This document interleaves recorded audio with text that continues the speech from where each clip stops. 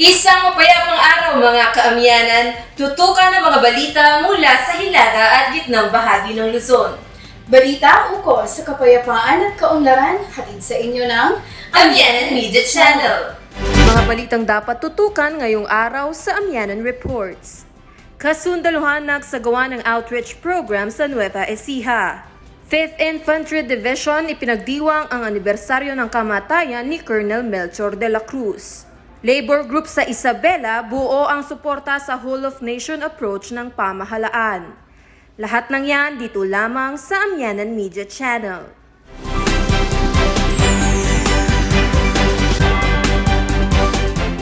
Naghandog ng munting mga regalo ang kasundaluhan ng 7th Infantry Division ng Philippine Army sa mga residente sa Nueva Ecija, alinsunod sa ika-4 na selebrasyon ng CAA unit nito. Ang buong detalye sa report ni Jomari Vallejos.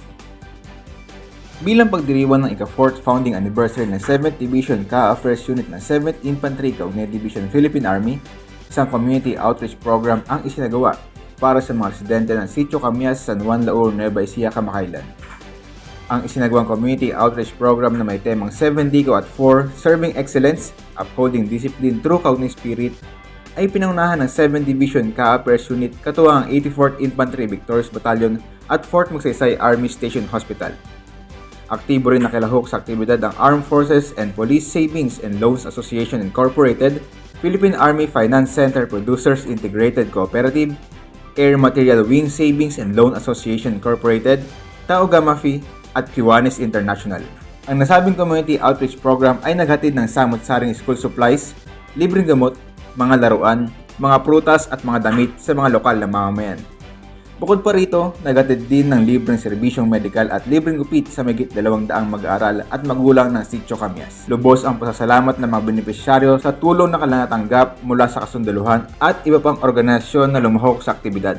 Nagpapasalamat po kami sa gift giving and haircut, medical mission and feeding program po na ipinagkaloob niyo po sa aming community at sa aming mga estudyante. Ayon kay Colonel Luther S. Liviste, ang commander ng 7 Dicaw, hindi magiging successful ang nasabing aktibidad kung walang ating mga kabarangay at mga organisasyon na nagtulong-tulong upang may sakatuparan ang aktibidad.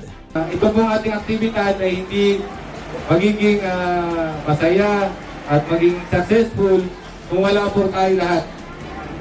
Kung nandiyan naman po yung ating mga tumulong pero wala po kayo, mga taga Sitio Camias, wala rin pong kwenta itong aming aktibidad. So, maraming salamat po at kahit siguro po meron kayong gagawin ay kayo po'y pumunta ngayong araw dito at meron naman po kaming inanda na kaunti para sa inyo para at least matulungan namin kayo at mapasaya ang mga bata ngayong umaga. Patuloy ang kasundaluhan ng 7th Infantry Kaugnay Division sa pagkikipag-ugnayan at pakikipagtulungan sa iba't ibang ahensya ng gobyerno at mga organisasyon upang mapanatili ang kaayusan at kapayapaan kasabay ng pagsusulong ng kaunlaran at kapakanan ng mamamayan sa lugar na nasasakupan. Mula dito sa Laur, Nueva Ecija, para sa Amyanan Reports, ako si Jomari Vallejos, nag-uulat para sa kapayapaan at kaunlaran. Nagbalik tanaw at ginunita ng kasundaluhan ng 5th Infantry Division ang buhay at ika-52 anibersaryo ng kamatayan ni Colonel Melchor F. de la Cruz na siyang pinagmulan ng pangalan ng military camp ng nasabing unit. Ating silipin ang iba pang kaganapan sa report ni Nico Agono. Bilang pagpupugay at pagpapakita ng respeto, ginugunitang ang 52nd death anniversary ni Colonel Melchor F. de la Cruz, ang opisyal na kung saan hinalaw ang pangalan ng 5th Infantry Star Division. Totoo, this is very typical of a military man. Ang natatandaan ko naman was my dad would come home to Isabela every 2 years. And ganun din yung occurrence ng pagpupuntis ng mami namin every 2 years. Kaya kami, ito kami lahat magkakapatid, 2 years ang pagitan na lahat sa amin. So, every 2 years, magpapakasyon ng daddy, and then alis for a while, after 9 months, mga anak na ang mami sa Vilo na, dito kami lahat. And I remember I was in Asia, I don't know how this happened. Yung panganay daw namin was delivered by cesarean section, particularly a fraction placenta. nasundan pa ng 6 na normal deliveries. Ganito isinilarawan na makapamilya ni Colonel Melchor F. de la Cruz sa kanilang pagbabalik-tanaw sa kanyang buhay at karanasan. Kasama ang buong pamilya, minsan pa ay ginunita ang dakilang kamatayan ni Colonel Melchor F. de la Cruz sa Tala Hall ng 5th Infantry Star Division sa pangunguna ni Major General Audrey Pasha, commander ng 5th ID. Ginawang pagpupugay sa pamamagitan ng wreath-laying. Personal itong sinaksihan ni Isabela Governor Rodolfo Albano III na nagsilbing kinatawan ni Department of National Defense Secretary Gilbert Teodoro bilang panauhing pandangal. Sa mensahe ni Governor Albano, binigyan din ito na ang pangalang Melchor F. de la Cruz ay nakaukit na sa puso ng bawat sundalo at sa bawat isa na minsan nitong nakasama. Dagdag pa ng gobernador, ang kamatayan ni Colonel de la Cruz ay inspirasyon para lalo pang higpitan ang paglaban sa insurhensiya, hindi lamang sa nasasakupan ng 5th ID kundi sa buong bansa. Ang buhay ni Colonel Melchor de la Cruz, pag-ukit sa ating mga puso, ang maganda na halimbawa ng isang tao na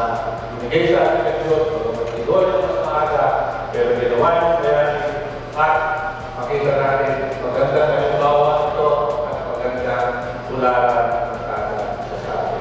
Samantala, sa ipinadalang video greetings ni DND Secretary Teodoro, binigyan pugay at binati nito ang 5th ID sa maganda at tagumpay na kampanya nito laban sa insurhensiya. Ang buhay po ni the late Colonel Melchor de la Cruz na nagpakabayani para sa ating bansa ay nagsisilbing inspirasyon sa ating mga kasamahan sa 5th Infantry Division sa pangunguna ni Major General Audrey Pasha, kung sino ako'y bumabati at nagko-congratulate sa masigasig na trabaho ng division, hindi lamang sa anti-insurgency operations, kung hindi sa paghahanda ng territorial defense at na-witness natin nung Typhoon Egay na napakabilis ng response sa humanitarian assistance and disaster response.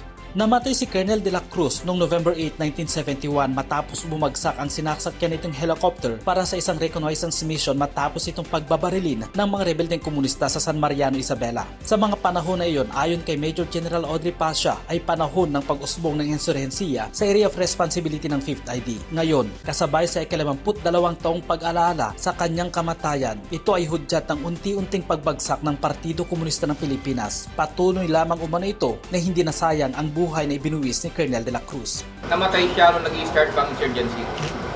And for more than 5 decades, we are coming to the end of insurgency sa dito sa ating region. So napakaganda nito, while we are commemorating yung kanyang death, namatay na rin yung naging cause ng kanyang kamatayan.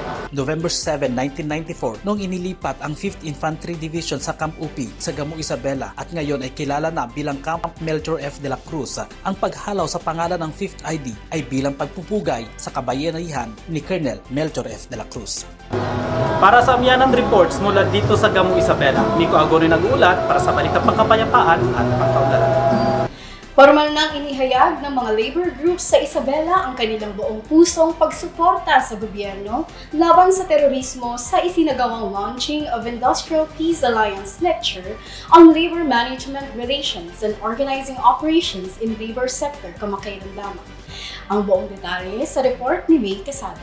Sinaliuhan na ng Consolidated Alliance of Independent Labor Union o CAILO, isang samahan ng mga manggagawa sa Isabela, ang kanilang buong suporta sa whole-of-nation approach ng pamahalaan. Ito sa pamagitan ng kanilang panunumpa at paglagda bilang tanda ng suporta sa adhikain ng 5th Infantry Division na protektahan ang mga manggagawa laban sa mga makakaliwang progresibong grupo. Sa isinagawang opening ceremony of the launching of Industrial Peace Alliance Lecture on Labor Management Relations and Organizing Operations in Labor Sector, ibinahagi ng mga pangulo ng iba't ibang unyon ang kanilang naging karanasan ng pasukin ng makakaliwang progresibong grupo ang kanilang mga kumpanya. Anila, may mga monthly dues silang binabayaran na hindi naman nila napapakinabangan. Ayon kay Mr. Antonio De Vera, President ng North Luzon Coca-Cola Beverages Logistics Union, naranasan nila kung paano pasukin ng mga legal mass organization gaya ng Kilusang Mayo 1 o KMU ang kanilang kumpanya. Kaya doon kami natauhan. Kaya maraming salamat din, at least naliwanagan kami doon sa ganun. Yung pala, ang akala namin, pinagmamalaki namin yung team, hindi pala. ano pala siya, isa pa rin siyang leftist. Nagbabayad kami ng yun Diyos na hindi namin alam kung pupunta pala sa kalwa. O di, yun sana, parating na namin sa inyo. Itong federation na ito yung maganda ang layunin. Kumbaga, hindi po siya sumasali sa mga rally, mga ganun. Dagdag pa nila, malaking tulong para sa kanila ang tipan ng kasundaluhan at kanilang unyon upang maiiwas nila ang kanilang mga miyembro na malinlang ng mga grupong may palihim na hangarin. Malaking bagay din ang kanilang pagkamulat sa katotohanan at ngayon ay higit silang nagiging mapagmatsyag sa mga organisasyon na maaaring magpahamak sa kanila. Sisikapin din ng Kailo na hikayatin ang iba pang unyon ng mga manggagawa sa Isabela at karatig lugar na sumama at maliwanagan ang kanilang kaisipan upang hindi sila malinlang at magamit sa pansariling interes. Mula rito sa 5th Infantry Division, May Casada, nag-uulat para sa Amyanan Reports. At yan ang mga balita mula sa hilaga at gitnang bahagi ng Luzon. Abangan niyo ulit kami sa susunod na linggo para sa iba pang mga balita. Ako si Roan Ballesteros. At ako naman si Divino Mercado. Kami ang inyong kaugnay na nagsisilbing tala sa lupa, karagatan at himpapawid. Sa tatahang lakas sa ilaga, sa alapaap sa dagat sa lupa. Sa tatahang lakas sa ilaga, para sa bayan. Tabi ka sa yaking iingatan, pagtatanggol ko ang ating bayan. Isusulong ang kaunlaran at kapayapaan. Ito'y tiyamyanan sa alapaap sa dagat sa lupa. Sandatahang lakas sa ilaga para sa bayan.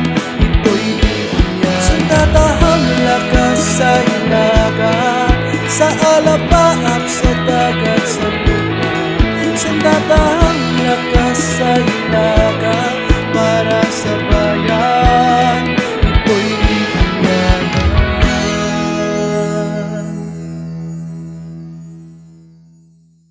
Mga kaamyanan, subscribe, like, and share our YouTube channel. Hit the notification bell below upang maging updated sa latest news and happenings sa Hilaga at Gitnang Luzon. Dito lamang yan sa Amyanan Media Channel.